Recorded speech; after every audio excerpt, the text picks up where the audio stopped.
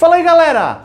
Quer saber por que algumas substâncias, como o limão, por exemplo, são consideradas ácidas? Se quiser saber a resposta disso, vem comigo que a aula de hoje é sobre definição de ácidos.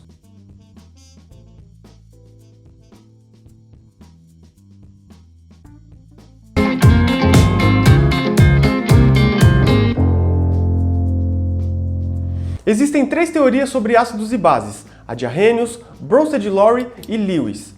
Hoje nós vamos falar apenas sobre Arrhenius. De acordo com Arrhenius, ácidos são substâncias que se ionizam em solução e liberam o cátion H+. Essa é a característica principal do ácido. São substâncias que liberam H+. E outra coisa importante que eu falei na definição de Arrhenius é sobre a palavra ionização. Ionização é uma reação química que acontece entre o ácido e a água, liberando íons, sendo o cátion sempre o H+, e o ânion dependendo do ácido em questão. Essa é a principal diferença entre ionização e dissociação.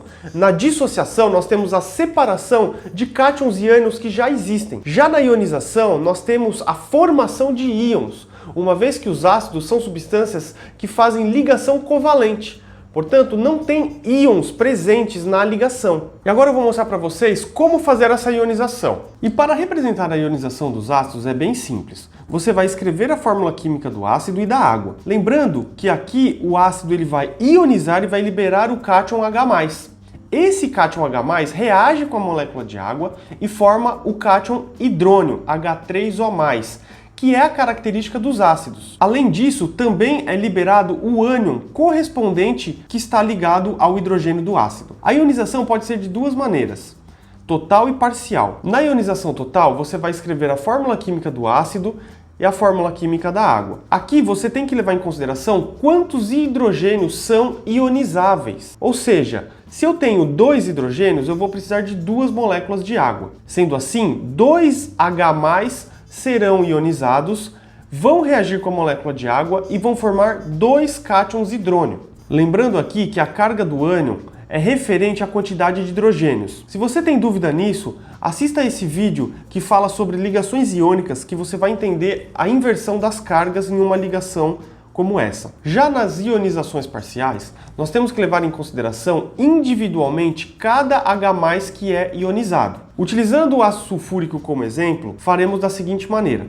H2SO4 libera um cátion H+, que reage com uma molécula de água, forma o H3O+, e forma o ânion correspondente. Aqui você vai fazer o seguinte, H2SO4 perde um íon H+, sobra HSO4-. Esse menos porque perdeu um cátion H+. Esse HSO4-, ele agora é o seu novo ácido, vamos dizer assim. Ele vai ionizar também, porque ele também tem hidrogênio. Então você faz uma segunda reação com este ácido agora, HSO4-, ele ioniza, perde um hidrogênio, reage com outra molécula de água, formando outro íon H3O+, e agora o ânion correspondente, HSO4-, perde um H, fica SO4, 2-. Cada hidrogênio perdido acrescenta uma carga negativa ao ânion. Perceba que a equação total das ionizações parciais te dá o mesmo resultado de uma ionização total. Quando você for fazer a ionização de um ácido, seja ela parcial ou total, você tem que ter um cuidado aqui. Apenas os hidrogênios que estão ligados a oxigênio são ionizáveis. Para você saber isso, você tem que desenhar a fórmula estrutural do seu ácido. Se você não lembra como escrever a fórmula estrutural, assista esse vídeo sobre ligações covalentes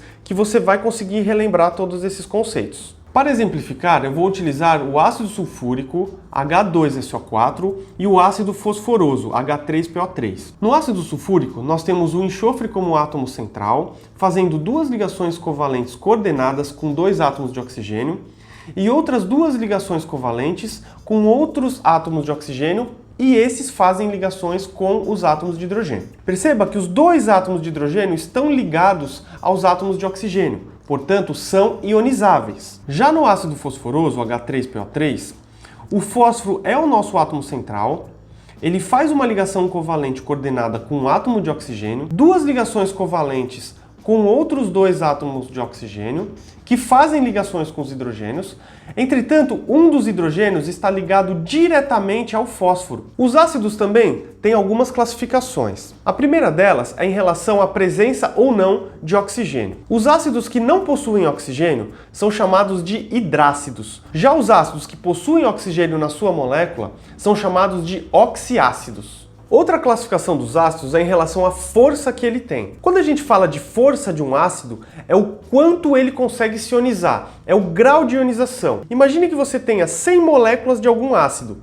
Se 95 moléculas se ionizarem, ou seja, liberarem H+ e o ânion correspondente, você tem 95% de ionização. Um ácido, para ser considerado forte, ele precisa ter acima de 50% de ionização. Se ele tiver entre 5% e 50% de ionização, ele é considerado moderado. E abaixo de 5% ele é considerado fraco, que é o caso da maior parte dos ácidos carboxílicos, que são os ácidos orgânicos. Um exemplo disso é o ácido acético, presente no vinagre, e o ácido cítrico, presente nas frutas ácidas. Os hidrácidos fortes são o ácido clorídrico, HCl, ácido bromídrico, HBr, e ácido iodídrico, HI. O ácido fluorídrico, HF, é considerado moderado. Todos os demais hidrácidos são fracos, como por exemplo o HCN, ácido cianídrico, ou ácido sulfídrico, H2S. Já os oxiácidos, podemos calcular a força que ele tem fazendo uma conta bem simples: o número de oxigênio menos o número de hidrogênio. Se o resultado dessa conta for 3, o ácido é considerado muito forte. Se o resultado dessa conta for 2, ele é considerado forte. Se o resultado for 1, ele é considerado moderado. E se o resultado for 0, ele é considerado fraco. E para a gente finalizar esse vídeo,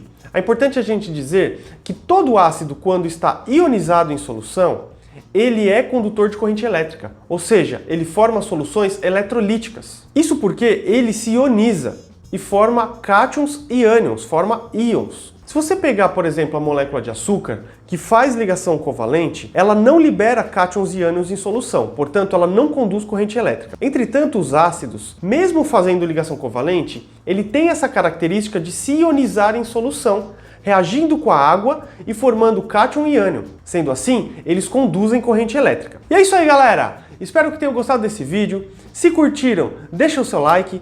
Se não é inscrito, se inscreva, ative as notificações e compartilhe com seus amigos. Valeu, galera! Até a próxima!